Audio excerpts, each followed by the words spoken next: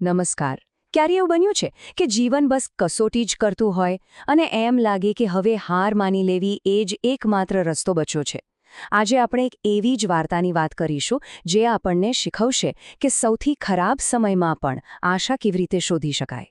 તો સવાલ એ છે કે એવી કઈ બે જાદુઈ વાતો છે જે આપણને ગમે તેવી મુશ્કેલીમાંથી બહાર કાઢી શકે છે? આ પ્રશ્નનો જવાબ જ આજના આખા વિશ્લેષણનો આધાર છે. ચાલો એ બે પાઠોને જાણીએ.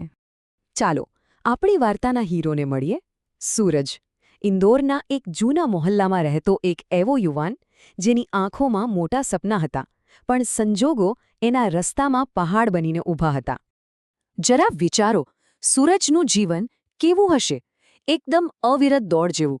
સવારે છાપા, દિવસે કોલેજ, બપોરે ટ્યુશન અને રાત્રે પરિવારને મદદ. સપના જોવાનો સમય પણ જાણે ચોરવો પડતો હતો. આ દ્રશ્યો એની મહેનતની નહીં, પણ એના અતૂટ જુસ્સાની સાબિતી છે.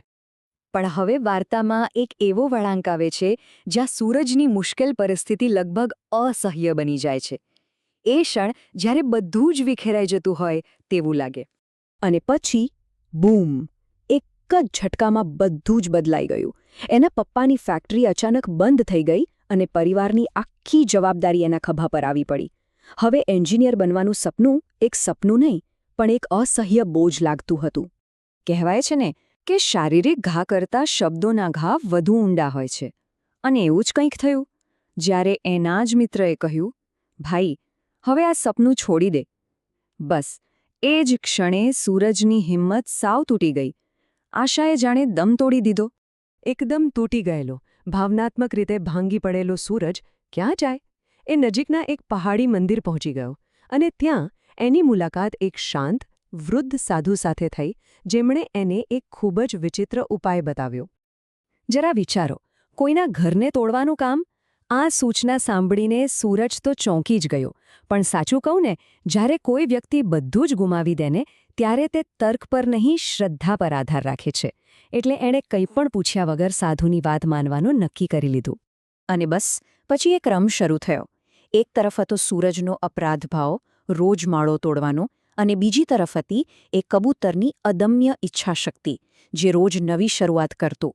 ખરેખર આ તો વિનાશ અને સર્જનની એક અનોખી રમત હતી. અને હવે આપણે વાર્તાના ક્લાઇમેક્સ પર પહોંચ્યા છીએ. એક ક્ષણ જ્યાં આ વિચિત્ર કામ પાછળનો હેતુ સ્પષ્ટ થાય છે. 10મા દિવસે સૂરજ સાધુ પાસે પાછો ગયો. એ જાણવા માટે તૈયાર હતો કે આ બધું શા માટે હતું. અને સાધુએ સમજાવ્યો પહેલો પાઠ. એમણે કહ્યું કે પહેલો પાઠ તો પેલા કબૂતરના અતૂટ પ્રયાસોમાં જ છુપાયેલો હતો. સાચી હિંમત ક્યારે ન પડવામાં નથી હોતી, પણ દરેક વખતે પડ્યા પછી ફરીથી ઊભા થવામાં હોય છે. આ જ તો છે દૃઢતાનો સાચો અર્થ. સાધુએ આગળ સમજાવ્યું, જો એ કબૂતરને વિશ્વાસ છે કે એક દિવસ આ તોડવાવાળો થાકી જશે અને તે દિવસે એનો માળો બચી જશે. આ શબ્દો ખરેખર તો સૂરજ માટે હતા. પરિસ્થિતિઓ ભલે ગમે તેટલી વાર હરાવે, પણ જો પ્રયત્ન ચાલુ રહે ને, તો જીત પાક્કી છે. અને પછી આવ્યો બીજો પાઠ, જે એટલો જ ઊંડો હતો. અને બીજો પાઠ હતો સમય વિશે. એમણે કહ્યું, યાદ રાખજે, સમય ક્યારેય એક સરખો નથી રહેતો. આજની મુશ્કેલીઓ કાયમ માટે નથી. દરેક અંધારી રાત પછી સવાર તો થાય જ છે. આ પ્રકૃતિનો નિયમ છે, અને જીવનનો પણ. સાધુના આ શબ્દો એ ભવિષ્ય માટે આશા જગાવનારા હતા.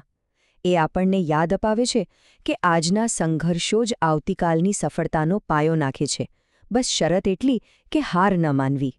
ખબર છે, સાધુના એ શબ્દો ખાલી જ્ઞાન નહોતા, એ તો સૂરજ માટે જાણે સંજીવની બૂટી જેવા હતા.